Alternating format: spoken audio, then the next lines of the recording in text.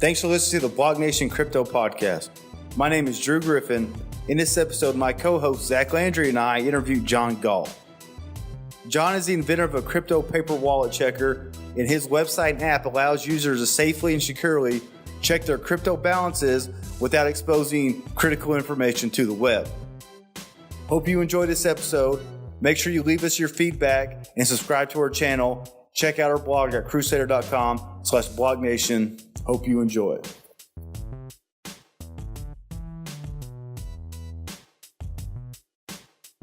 It's a good time to be in crypto right now because the market is popping off. I know you got my text late last night. I looked at the one that said, "Oh my goodness, the market is blowing up right now." I just didn't. It was unexpected.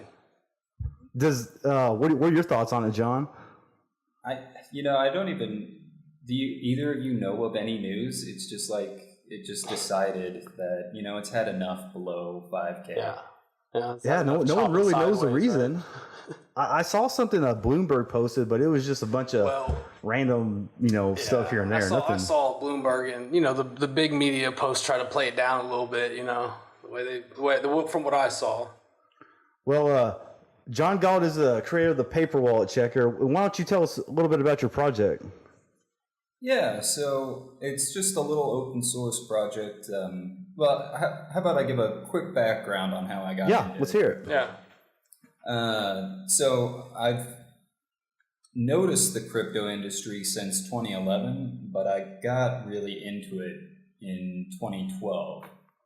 Okay. And this was all before I in fact became a programmer. I've been a self-taught programmer over the last 3 years or so. Cool. And part of the reasoning was because the crypto market is just so exciting, to be honest. And I got to ride the late 2013 rise to 1200 or 1100. Yeah. And then we had those 2 years of downturn, and then we just went crazy there. What was it? Literally about a year ago now, right? I think it was a little bit over, yeah. 2017, it just December went crazy. Yeah. Well, when you first got in, what were you doing? Were you just an investor? Were you a programmer? Or? Yeah, so when I first got in, I was just, I just invested a little bit, and, like Andreas Antonopoulos has said in some of his talks, I looked at it initially in 2011, and I was like, this is interesting, but, I bet it's going to die. Yeah. And then it didn't die. And I was like, I'll throw a little in there and let's just see. And certainly had fun on that initial rise to 1200. And then after that, I was convinced that it just wasn't going to die, because right during that time, the downturn was caused, many reasons, but, Mt. Gox happened then. Uh-huh. The Silk Road was first famous on the show. There were just, and at the same time, I actually got a letter from Mt. Gox at the time, after it had collapsed, because I had set up an account there, but thank goodness I had never used Mt. Gox. Dodged that bullet. What did the letter say? Huh? What did it say? Oh, they were looking. It was actually from a law firm in Texas, and they were looking for people that had lost money at Mt. Gox, and they were trying looking to build a case, form a sort of class action sort of lawsuit. Wow! Did you jump in? I didn't put any money in there. So you hadn't had any. Okay, I got you. I had an account. Dodged there. that bullet. But yeah, no money. Thank goodness. Nice. That was thank God for the law firm. yeah. Well, I don't know how many of those people are getting back their money, but that was painful. That thing may still be going on with court cases and all that. Yeah, and I was actually in, I don't know if you guys know it, but BTCE, which later, when the FBI had raided it, no one knew who it was. It actually became the biggest exchange after Mt. Gox fell.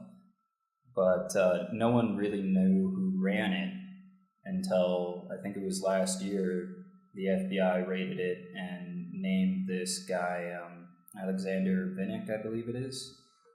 I think I read about that. I'm pretty sure I did too. Yeah, So, I think I remember seeing that guy do that. Yeah, well, and they claimed he was part of that, but really what they're charging him for is essentially laundering money that was stolen from Mt. Gox and through his exchange. Yeah. Well, so how'd you get to your app that you made? Yeah, so I finally got into programming after the 2013 downfall, and I was like, the crypto industry is just on fire, and I want to, be in at the ground floor actually building stuff for it. And so that's part of the reason I started becoming a programmer. That's great. Quickly, I had remembered from my early days, it's quite hard, in fact, to keep crypto safely. Yeah. Oh, yeah. I mean, we just did a podcast on the Quadriga exchange sending away all their funds, and it's unbelievable how unsecure exchanges are. Yeah, and that's the thing, right? I'm sure, if you're trading, you've got to be in there somewhat. Yeah, but if you're in a holding mode, like the last place you want to leave it is in an exchange. Yeah. And so, I had known about this, and I'd been using paper wallets, back in 2013, 14.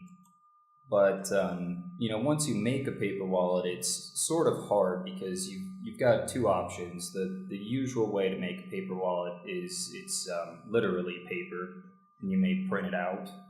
Although if you do that, you should do it with an offline printer.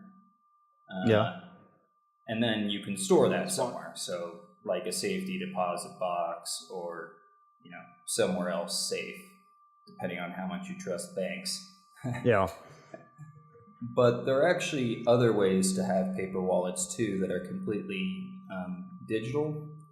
And, in recent years, I've moved more into that. Well, anyways, I had a bunch of paper wallets. Can you elaborate on the digital paper wallet? Yeah. So, I'll plug another little open source project. It's called Tails. Yeah. And it's essentially a live boot operating system, a sort of a Linux operating system. But the entire point of Tails is it's super privacy and security focused. So every time you boot it up, it doesn't save anything. So you can be sure you're free of malware. Or at least as best as you could be. Pretty good thought. Yeah, I never even heard of this website. That's pretty sweet. Yeah, it's actually an operating system, and it only lets you... Okay, I see what you're saying.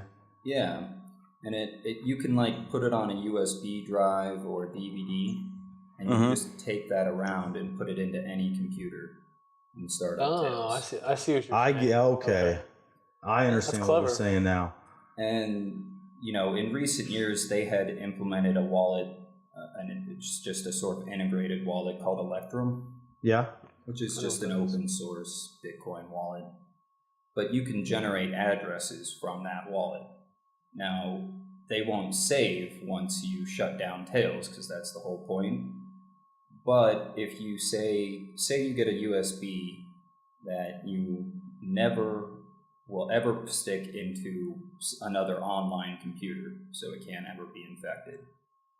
Okay. You can encrypt your text documents with your public and private Bitcoin keys, and then put it onto that USB. And if you're really secure, you can, in fact, put it on that USB in an encrypted hard drive on that USB. So it's double encrypted. And it's a good way, unlike a lot of the hardware wallets today, which, they constantly come out with problems of, they're constantly trying to hack each other. But the real problem with them is, in the end, they still keep your keys essentially on their servers. So, if you ever lose the device, they have a backup. Yeah, so they have the backup, right? Yeah. But that's, another attack vector. And it's not as bad as the exchanges, because it's encrypted on their server, but it's still there, let alone their devices themselves being hacked. So you can kind of go the more open source, freer route, and with just an encrypted USB and the Tails operating system. It's basically your own self-made hardware wallet. Yeah, took the words out. Pretty much. Yeah. You know? Well, I mean, yeah, it's clever. Yeah, it's real clever. Yeah, well, and it doesn't have the problems of people attempting to crack it because they don't know you have it or exactly how you've set it up. Yeah. So it gets around some of these other attack vectors. So, I would say in the end, paper wallets are, especially if you want to store a large amount of money, the safest way. And even if you're storing a large amount, of course, spread it out over, 20, 30 wallets more. Yeah, a couple of them. Yeah. Yeah. And so basically, if what you're saying, if you got a large sum of money, is you want to go with paper wallet because that's the hardest type of wallet to hack. Right. Yeah. They would just have to guess, unless you do something stupid like, give an exchange your private key. Yeah, yeah. Or, like give BlockChain.info your private key. Something like that. Well, in Tails, you can do this, and just if you don't ever use that little hardware wallet USB you've made, you can just always plug it into Tails and know that it won't be compromised because Tails is very good at that. And you can just use their inherent software wallet when you do want to send money out. So the question is how to accept money now and how to check your paper wallets, right? Once you've done, something like that. And I noticed I was having problems with that because, I had them, but, they were in a safe location, and to get them out would take, 30 minutes. And and that's... Which is inconvenient. I was going to say that's one of the issues, people look for convenience. Right. And that's sort of how this idea came about, The idea only it's completely on the client side so that I don't see, the project doesn't see anything from you, doesn't track any data, it doesn't know. But you can input your paper wallets either through a QR code scanner or, copy and paste them or type them in yourself. Mm-hmm. And it checks the addresses to make sure that they're valid to begin with and not a private key. Yeah. And then once you've entered them, you can enter multiple, and then you can just check them all at once. Okay, so let's say someone knew the Bitcoin, accidentally input their private key. You don't store any information. Right. Right. So it just wouldn't. It wouldn't store. I mean, unless someone had hacked into their browser or something, they're not giving up their private keys. Yeah, in fact, the site clears out your private key if you input one. Okay. It tells you you've entered an invalid address. So my dad texted me a couple of days ago when everything popped off. Now he's interested in Bitcoin. Yeah, right. Hadn't listened to me for years. There's a bunch of people out of nowhere, right? Well, I had bought him some Ethereum last year, and I gave him a paper wallet because I knew he would never be able to log in to his app or something. Yeah. Right. Now he's wanting to digital. Yeah, now he's wanting to know how to check the costs, and so I told him, we're bringing a guy on our podcast that has a Bitcoin wallet. Tune in. It actually has Ethereum too. Yeah, I think I saw that when I was checking out your site. So I'm definitely going to shoot him your link so he can use it, because he sent me a picture of the paper wallet and he goes, "How do I use this? Or how do I check my balance?" I said, "Yeah, so how do you know of how many users might be using this right now, or do you know if there's a lot of people that use this?" Everything was down during the downturn. Right. But I hope, when things start to pick up more like they are now, it'll be kind of like last time when bitaddress.org was getting like 50 to 100,000 users a month looking at it. Blown up. During that time. And, it doesn't have to be that. I've made it for myself, and hopefully it can help some others too. So you're not looking to profit off of it. Right. You're not going to put any ads or... Well, I have, if you've looked at it, I do have 2 affiliate links, one for local Bitcoins and one for Changely, both of which are exchanges that are non-custodial. Yeah. So they at least don't hold your funds. Now, the only reason I have those up is I would hope one day to get enough to, in fact, run my own nodes for these coins. Because a lot of the companies that are giving out data from their nodes are doing it in weird ways where you're forced to sign up with them or other things that could either track the put them in control. Yeah. And so, if I had the chance and a little money to make those nodes, I would just make a nice API that is even more free. Now, I've gone out of my way to pick ones that don't take your data, or at least they don't track it as well. Well, man, that's awesome, because a lot of people, they just focus on themselves with these projects, but it's pretty cool you're building something that you're giving out for free for other people. Yeah. So hopefully you can make a little bit off of it, because there's nothing wrong with putting some money in your pocket. That's how I feel crypto community should be. It shouldn't be this XRP versus TRX, all that stuff. And we're trying to grow this and adopt all this together, right? But you also made it to an Android app, right? Yes, I just recently, it's brand new, so if there's bugs, shoot me. Send me an email, or I think I have links on both of them. But yeah, I just put out an Android app that does the exact same thing. It's a little easier to take your phone around. Yeah. If you have a real paper wallet, right? Yeah. For example, to scan the QR codes. Yeah, it makes sense. On the web version I've implemented, and I may implement on the Android version, once you've entered your addresses, you can in fact download a spreadsheet of the addresses you've checked and the total balance of them, and of course the balance of the individual addresses. Oh, okay. So it's sort of a way, every time you reload the site, because I don't have any cookies or anything to know anything about you, but what you can do is then take that same spreadsheet you've exported and import it, and it'll just import all your addresses again, and you can check them again. Oh.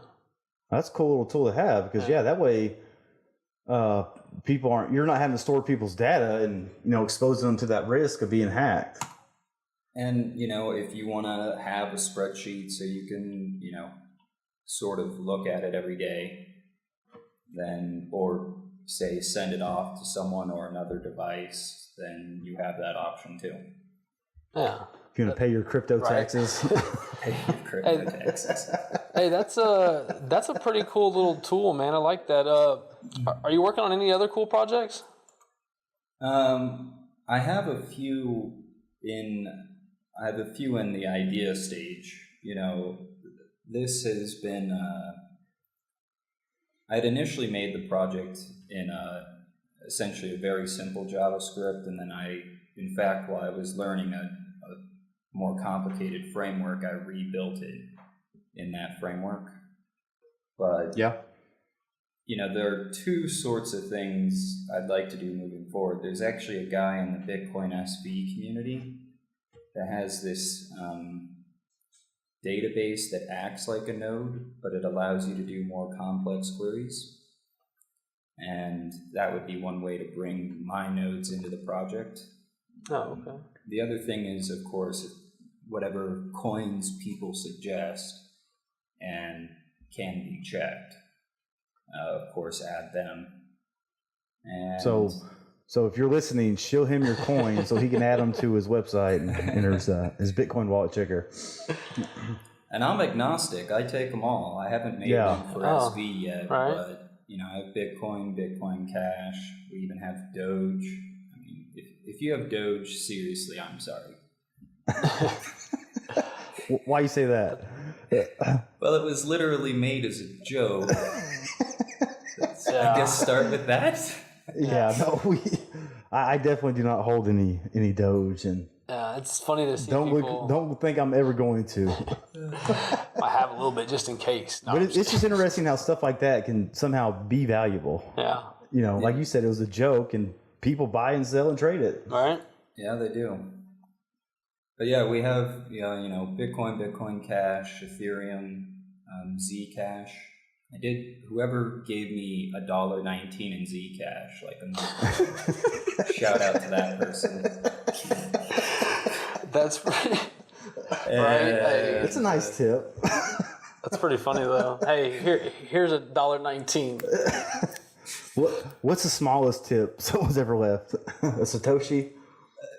Well, I only have that Zcash guy right now, so Oh, okay. Nice. Bring it on, guys. Let's go. Come on. That's the goal.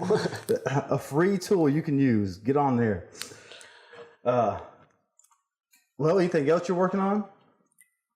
Yeah, I mean, other than that, right now, unfortunately, I have to work otherwise, freelancing and programming otherwise. But I'd like to be able to spend more time on, recently you've been speaking about that Canadian exchange. Yeah. To build a decentralized app that is sort of like a dead man's switch. So just sort of make an open source. Well, essentially, if you don't say you're live, say once every 6 months, it could send off the keys to your kingdom to somebody, for example. That's a good idea. Make a decentralized app that sort of does that and uses IPFS, which is a decentralized storage. And the nice thing about them, and I would still suggest encrypting your keys before that, and maybe that'd be part of the project, but they also encrypt your data, and then they tear it apart and send it out to 1,000 different computers. So disperse it out. Yeah, I get what you're saying. I've looked at that a little bit. It sounds similar to, what was that project called? Filecoin? Yeah. Is that the storage? Yeah, one? the cloud storage blockchain. Yep. Yeah. That's a pretty nice project. Whatever happened to that? I haven't heard anything from it for a while. Well, if I am correct, file storage is IPFS. Yeah. And it's the biggest one. There's like 3 or 4 competitors, and it is big. I think there's a decentralized marketplace using it. I wish I could come up with their name off the top of my head, but I can't. Did you find anything on it, Zach? No, I haven't. They disappear? I'm not familiar with it, actually. Okay, so what's your thoughts on the market? Because you've obviously been through multiple market cycles since you've jumped in Bitcoin. What's your thoughts on this year? Yeah, I don't know about this year. We'll see. I hope we just this is the start, the very, very beginning of the next run. So runs in the past have sort of followed this. It always goes lower than you think. When it went up to 1,200 and then fell down to 600 and stayed there for a while, I'm like, oh, there's the bottom. And then it fell down to like 200. But right before the 2017 high, it jumped up initially to like 600 to 800 and sat there for a while, right before it really took off. So it's a question of if we're at one of those sorts of moments, or if we're still just sort of at the bottom playing around. I mean, basically expect volatility though. Yeah. Definitely. Well, I think from what I've been seeing though, the volatility's kind of been somewhat low since we've been chopping sideways. But this past couple of days, yeah, it's definitely changed since then. They really pumped it up. What are some projects you like right now? Maybe some coins that you're interested in, or you think got big goals? Yeah, well, one of them, I think, these storage ones like IPFS can really be used in lots of interesting ways that people haven't really realized yet, but I think they will be in time. And, personally, I'm very interested in Lightning Network. But also, I would say the most interesting one of the last year was Make or Die. Yeah, I've been paying close attention to that one. Because Tether has just been a nightmare, but it was like pretty much all we had, and now there's a bunch of other stable coins, but they act like Tether too. And the beauty of DAI is it's pretty much, instead of actually holding any reserves, it just runs on this sort of algorithm that incentivizes people to keep the price at $1 instead of, in fact, holding any actual collateral, so to speak. It's based off code and not people making sure there's money in the bank account. Right. Or maybe not. I mean, I know, no BS. I saw last week that Tether might not even keep all of its assets in U.S. dollars. Some of it's apparently in crypto. Which has gone down. Come on, man. Over the year. Other fiat currencies. Yeah, right? Yeah. Even worse. Yeah, that whole Tether thing's it's a sketchy thing. Like you were saying, DAI is probably the only stable coin I use. Yeah. And I've said this before. I think we only need like 3 of them. I don't think we need 100 different stable coins. Yeah. But well, there are some that are starting to set themselves apart. You know about that Terra project, Terra coin? I'm waiting on that to come out. Yeah, I'm pretty sure it's in the early stages right now. I need to do a little update on that. And see I was looking at it the other day. Yeah. I couldn't see anything new about them. I've got some. Yeah, it's a good one. Luna Terra coin. I saw that. You sent me that video months ago on CNBC South Africa. Yeah. But ever since I saw that interview, we'll have to repost that or something. Let everyone check it out. I thought it was a really good interview. He actually highlights 4 or 5 different projects that are really high advanced. Well, John, if you don't have to answer this, but if you had to pick one crypto, what would you go with? Let's say besides Bitcoin. Yeah, besides Bitcoin. Yeah. If I really had to pick one,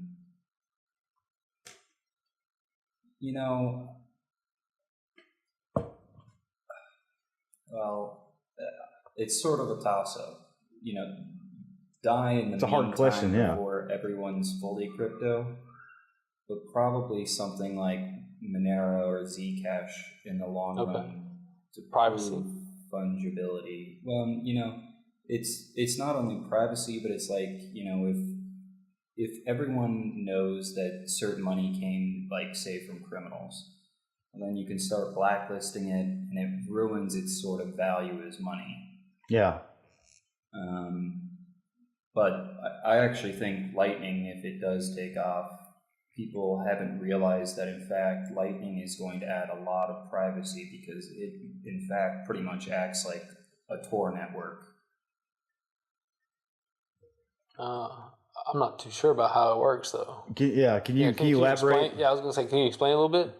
Yeah, so essentially how it works is when you make a payment, I believe right now it's set at 3 nodes, just like Tor.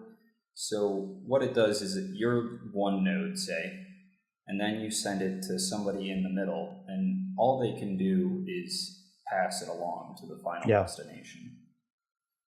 Well, that means if you're the guy in the middle passing along other people's transactions, you don't, depending on how long the node chain is, you don't know if the guy you received it from was actually the guy who sent it, or if it was in fact just another node in the chain.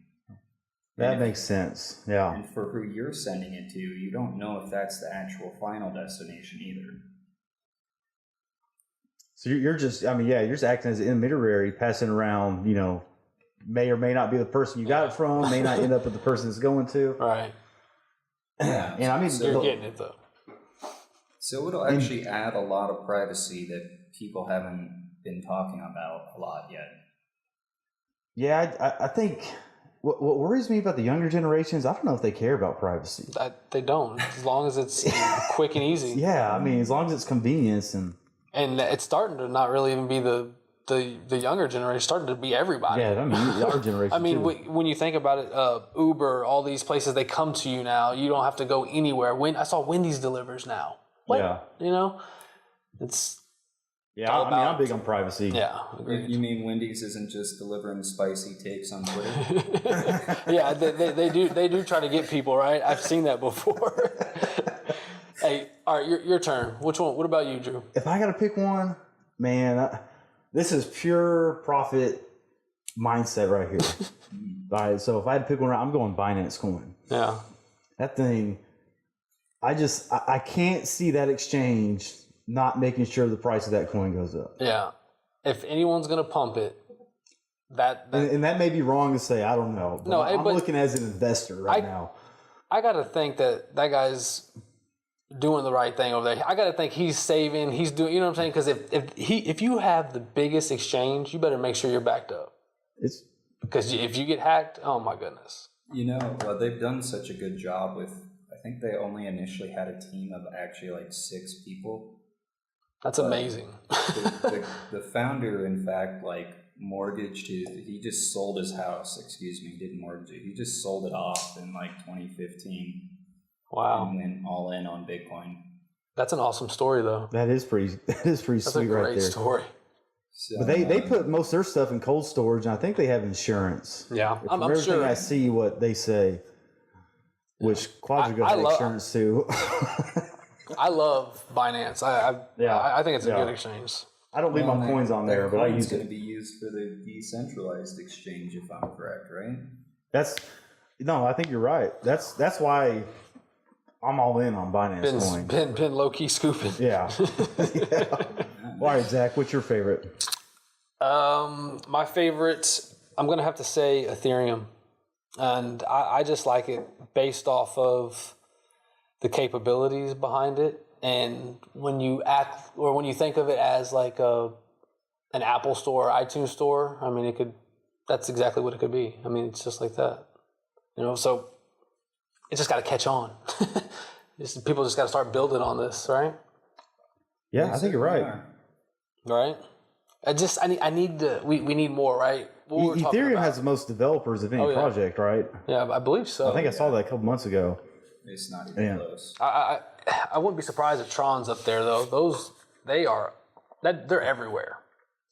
That Tron giveaway, man. That went bad. God, that went bad. What giveaway? Right? Yeah. What car? What Tesla?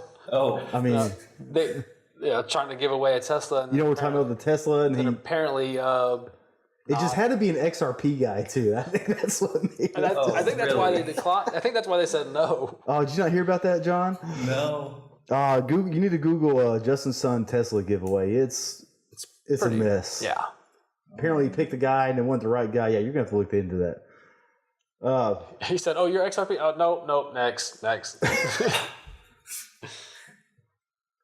That's hilarious. Well, you got anything else for us, Zach, John? Man, I don't. It was a great show. I mean, we learned a lot, man. We're definitely going to get you back on here. Absolutely. Whenever you get that file storage thing built, you got to come back on. I'd love to come back on. I can maybe offer some insight. I'm trying to get into more programming on the Lightning Network and decentralized apps, so we'll see. Awesome. What all networks do you program on? Well, I at least on the literal blockchain networks right now, I've just fiddled around, mainly on Ethereum. And in fact, Bitcoin has its own Ethereum-like thing, believe it or not, called RSK. Yeah. It uses the same language.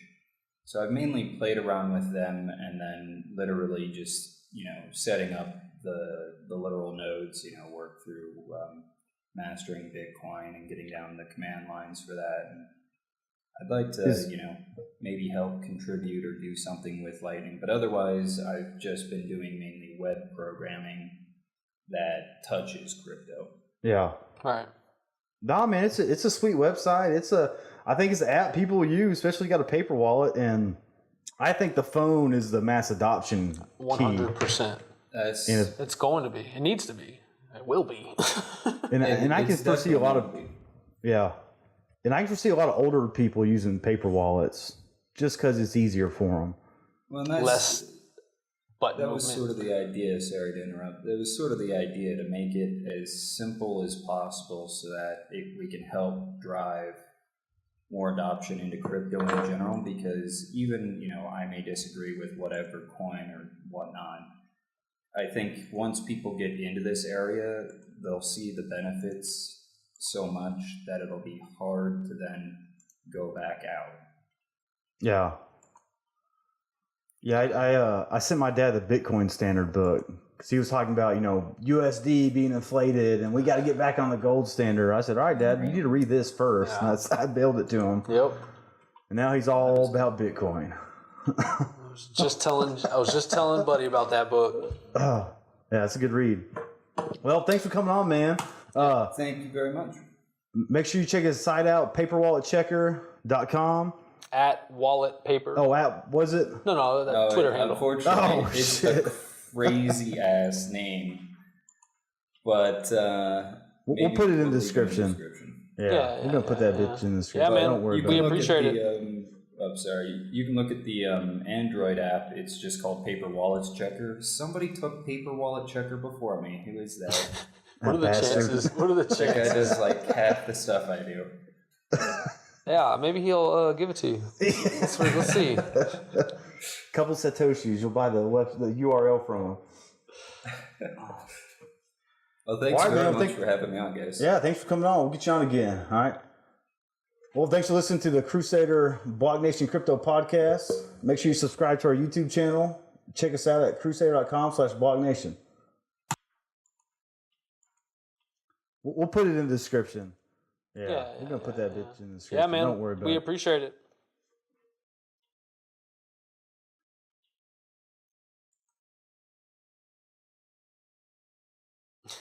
What are the chances? What are the chances? Yeah, maybe he'll give it to you. Let's see. Couple Satoshis. You'll buy the URL from him. All right, man. Thanks for coming on. We'll get you on again. All right. Well, thanks for listening to the Crusader BlockNation Crypto Podcast. Make sure you subscribe to our YouTube channel.